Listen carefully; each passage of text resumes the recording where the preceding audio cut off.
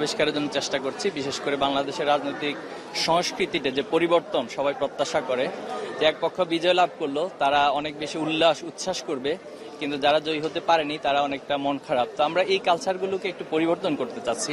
সে জায়গায় বিজয় উল্লাস না করে আমরা আজকের দিনে সারা দেশে যে কর্মসূচি দিচ্ছি সেটা হলো আমরা দোয়া অনুষ্ঠান করব, শুকরানা স্বরূপ দোয়া অনুষ্ঠান হবে।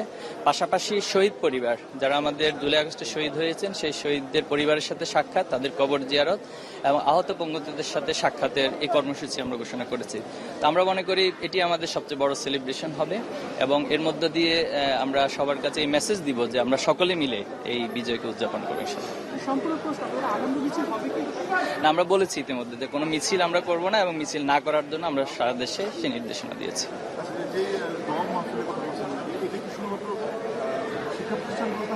এটি আমাদের শাখা পর্যায়ে সকল